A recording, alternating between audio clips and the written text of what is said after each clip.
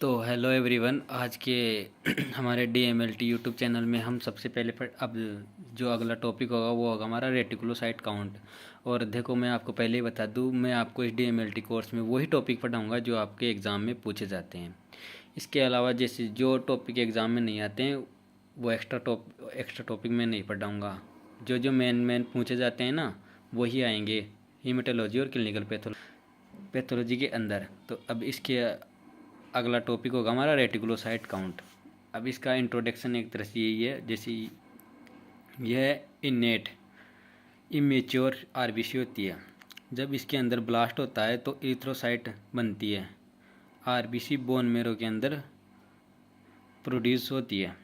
Reticulocyte का increase होने से हेमोलाइटिक एनीमिया हो जाता है तथा डिक्रीज होने से एप्लास्टिक एनीमिया हो जाता है। अब इसका क्लिनिकल सिग्निफिकेंस देखते हैं।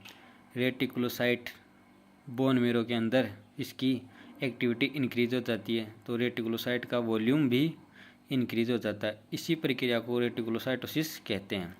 इसका महत्वपूर्ण कार्य ये होता है कि ब्लड सैंपल्स के अंदर से रेटिकुलोसाइट को काउंट करना।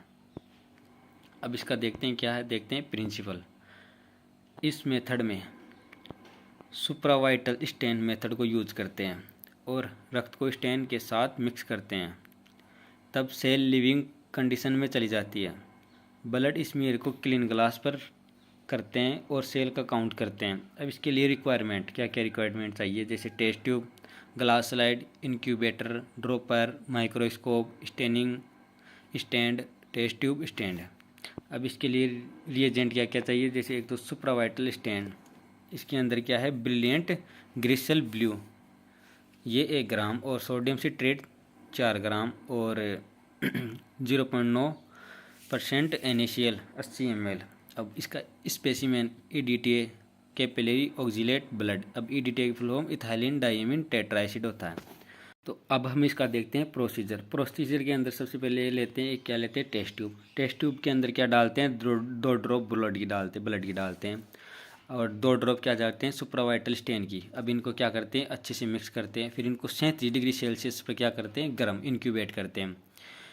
अब इंक्यूबेट करने के बाद अब क्या करते हैं, इसके बाद एक क्लीन ग्लास स्लाइड लेते हैं। अब क्लीन ग्लास स्लाइड के अंदर क्या है, 1 ड्रॉप क्या करते हैं, इस मिक्सर की डालते हैं, जिसके अंदर ये 2 ड्रॉप ऑफ ब्लड और 2 ड्रॉप ऑफ सुप्रावाइटल स्टेन की डालने के बाद इनको माइक्रोस्कोप पर कि 10x और 100x पर देखते हैं तो इसका रेटिकुलोसाइट काउंट होता है। अब इसकी कैलकुलेशन के लिए इसके क्या लगता है फॉर्मूला, जैसे रेटिकुलोसाइट काउंट के लिए, जैसे नंबर ऑफ रेटिकुलोसाइट काउंट बटा number of red cell counted into 100। अब नॉर्मल रेंज इसकी एडल्ट के अंदर कितनी आती है, 0.5 से 25%, और इनफैक्ट यानी कि बच्चों के अंदर कितनी आती है, 2% से 6%। यही होता है हमारा ब्लड रेटिकुलोसाइट काउंट।